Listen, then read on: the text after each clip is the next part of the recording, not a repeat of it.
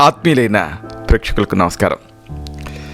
నేను డాక్టర్ చిరుమామిళ్ళ మురళీ మనోహర్. ఈ కార్యక్రమంలో ఒక ముఖ్యమైన విషయాన్ని మనం తెలుసుకోబోతున్నాం. చలికాలపు సమస్యల్లో ముఖ్యమైనది ఆస్మా, ఉబ్బసం. దీని గురించి వివరంగా ఈ కార్యక్రమంలో తెలుసుకుందాం. దీనికి సంబంధించిన గృహ చికిత్సలు, నివారణ పద్ధతులు, అలాగే ఆయుర్వేద చికిత్సా వ్యూహం, ఇలాంటి మొత్తం సమాచారం తెలుసుకుందాం. చలికాలం అనేక రకాల సమస్యలు వేధిస్తూ ఉంటాయి కాబట్టి వీటిని సకాలంలో చక్కదిద్దుకోకపోతే అనేక ఇక్కట్లు వస్తాయి. కాబట్టి ఈ చలికాలపు సమస్యలు అన్న ఈ సిరీస్లో మనం అనేక రకాల చలికాలపు సంబంధించినటువంటి అనేక సమస్యలు తెలుసుకోబోతున్నాం. వీటిలో ముఖ్యమైన ఆస్మా కాబట్టి ముందు ఆస్మా గురించి తెలుసుకుందాం.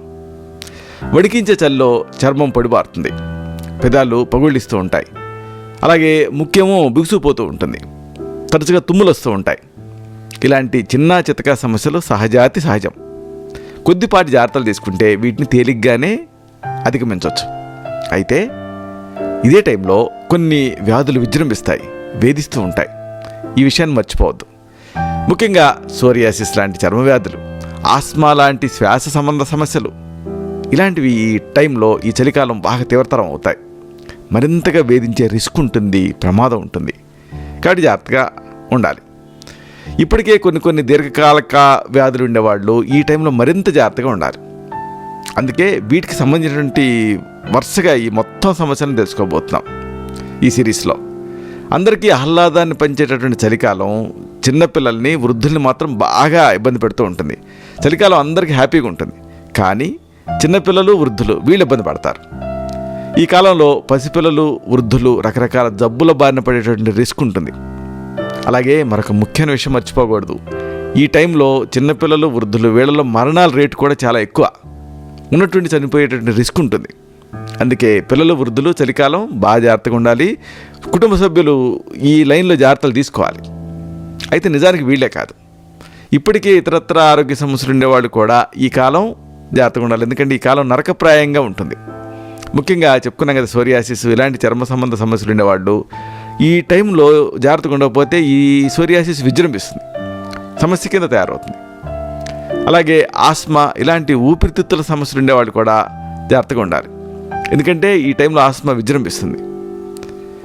చలి నుంచి రక్షణ కోసం మన శరీరం ఏం చేస్తుంది? చాలా శక్తిని ఖర్చు పెడుతుంది.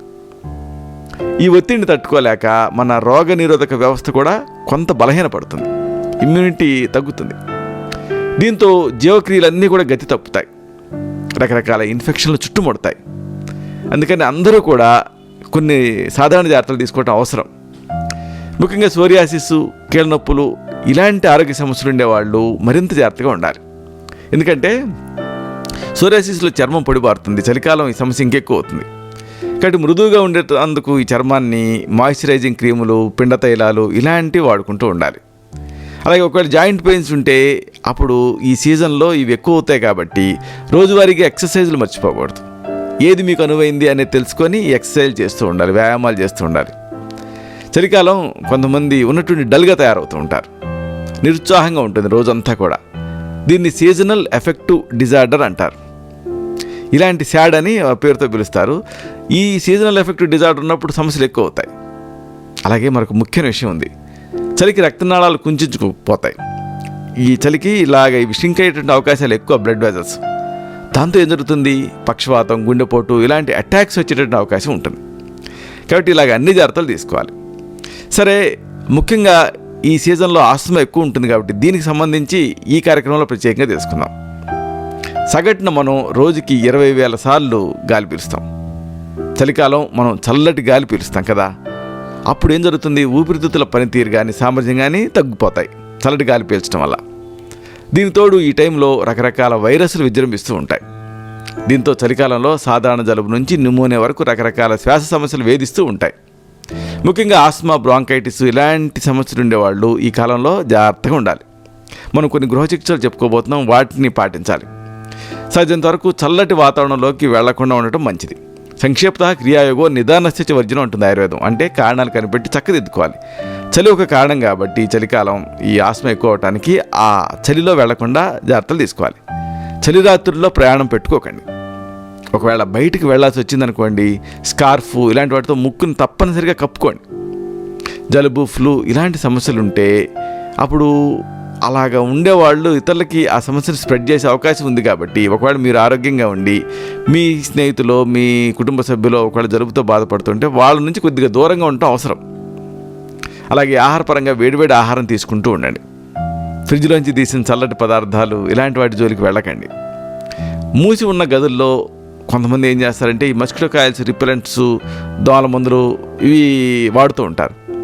వీటి పొగ వల్ల ఎలర్జీ వచ్చి ఆస్మా ఎక్కువ రిస్క్ ఉంటుంది. కాబట్టి మస్కిటో కాయిల్స్, రిపెలెంట్స్ తర్వాత ఇలాంటి వాటిని వెలిగించకండి.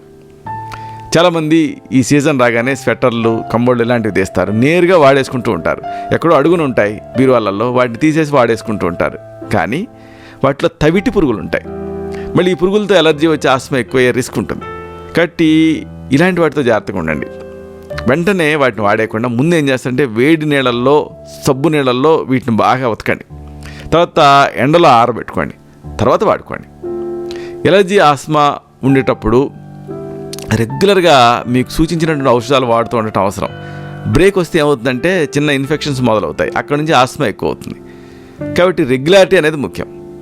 ఈ కాలంలో పసిపిల్లలు అలాగే వృద్ధులు వీళ్ళకి ఈ ఫ్లూ ఇలాంటి అటాక్ అయ్యే రిస్క్ ఉంటుంది. కాబట్టి జాగ్రత్తగా ఉండాలి. సరే, ఒకవేళ ఈ ఆస్మా మీకుంది, ఏం చేయాలి? కొన్ని గృహ చికిత్సలు ఉన్నాయి, వరుసగా వీటిని తెలుసుకుందాం. మొదటి చికిత్స, దీనికి మీకు కావాల్సింది వెల్లుల్లి గర్భాలు 4 లేదా 5, అలాగే ఆవు పాలు అరకప్పు, నీళ్లు ఒక పెద్ద గ్లాసు ఇలా సిద్ధం చేసుకోండి. 4 లేదా 5 వెల్లుల్లి గర్భాలని కచ్చా పచ్చాగా దంచండి. అరకప్పు ఆవు పాలకు కలపండి. ఒక గ్లాసు నీళ్ళు కలపండి. పాలు మాత్రమే మిగిలేలాగా మరిగించండి. వడపోసుకోండి, తాగండి. ఇలా రోజుకి 2 సార్లు తయారు చేసుకొని తాగుతూ ఉంటే ఉబ్బసం వ్యాధి నియంత్రణలో ఉంటుంది. ఇది ఇమ్యూనిటీని పెంచుతుంది. ఇలాంటిదే మరొక చక్కని ఆయుర్వేద గృహ చికిత్స. మీకు కావాల్సింది మారేడు ఆకులు 10 గ్రాములు, మిరియాలు 3 గ్రాములు, నీళ్లు 4 కప్పులు ఇలా సిద్ధం చేసుకోండి. 4 కప్పుల నీళ్ళకి 10 గ్రాముల మారేడు ఆకులు ముద్దగా దంచి వేయండి. దీనికి 3 గ్రాముల మిరియాలను కలపండి. 1 కప్పు కషాయం మిగిలేలాగా మరిగించండి. వడపోసుకోండి. ఈ కషాయాన్ని వేడిగా ఉండగానే అరకప్పు మోతాదుగా తాగండి. ఇలా అవసరాన్ని బట్టి రోజుకి 2 లేదా 3 సార్లు తీసుకోండి. దీంతో ఉబ్బసం వ్యాధి నియంత్రణలో ఉంటుంది. మరొక మంచి ఆయుర్వేద గృహ చికిత్స, మీకు కావాల్సింది అడ్డసరం వాస, దీని ఆకులు 10 గ్రాములు, అలాగే మేకపాలు అరకప్పు, ఒకవేళ మేకపాలు దొరకకపోతే మామూలు పాలైనా వాడుకోవచ్చు, నీళ్లు ఒక పెద్ద గ్లాసు ఇలా సిద్ధం చేసుకోండి. 10 గ్రాముల అడ్డసరం ఆకుల్ని కచ్చా పచ్చగా దంచి ఒక పెద్ద గ్లాసు నీళ్ళకి వేయండి. అలాగే అరకప్పు పాలు కలపండి. నీరంతా ఆవిరేలాగా మరిగించండి. పాలుని వడపోసుకోండి. ఇలా తయారు చేసుకున్న ఔషధాన్ని వేడిగా ఉండగానే తాగండి. దీని అవసరాన్ని బట్టి రోజుకి 2 లేదా 3 సార్లు తీసుకోండి. దీంతో ఆస్మా వ్యాధి అదుపులో ఉంటుంది. మరొక మంచి ఔషధం, మీకు కావాల్సింది శొంఠి పొడి 1 టీ స్పూన్, అతి మధురం వేరు పొడి 1 టీ స్పూన్, సైంధవ లవణం 1 గ్రాము ఇలా సిద్ధం చేసుకోండి. కషాయం తయారీకి మరి నీళ్లు కూడా అవసరం కాబట్టి 1/2 లీటర్ నీళ్లు కూడా సిద్ధం చేసుకోండి. ఇప్పుడు తయారీ చూద్దాం.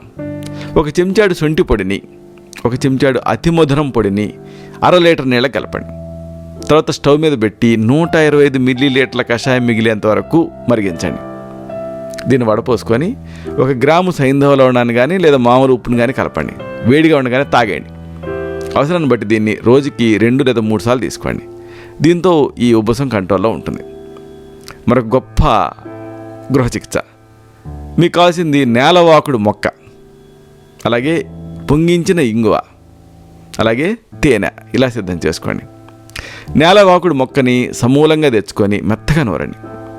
దీనికి సగభాగం పొంగించిన ఇంగువను కలపండి. ఔషధం సిద్ధం అవుతుంది. దీన్ని 1 టీ స్పూన్ మోతాదుగా తగినంత తేనెని అనుపానంగా కలిపి తీసుకుంటూ ఉంటే 3 రోజుల్లోనే చక్కటి ఫలితం కనిపిస్తుంది. సుశ్రుతుడు చెప్పిన గొప్ప గృహ చికిత్స ఇది. చూసారా, ఇలాగా ఈ చలికాలం మిమ్మల్ని ఆస్మా ఇబ్బంది పెడుతున్నప్పుడు ఈ గృహ చికిత్సల్లో ఏదో ఒక దాన్ని తయారు చేసుకుని వాడుకోండి. అయితే ఇక్కడ ఒక విషయం, ఇప్పుడు మనం చెప్పుకున్నవన్నీ గృహ చికిత్సలు, ఆయుర్వేద చికిత్సలు. అయితే ఒక్కొక్కసారి ఈ ఆస్మా అనేది, ఈ వ్యాధి అనేది ఈ ఆయుర్వేద గృహ చికిత్సల స్థాయిని మించి ఉంటుంది.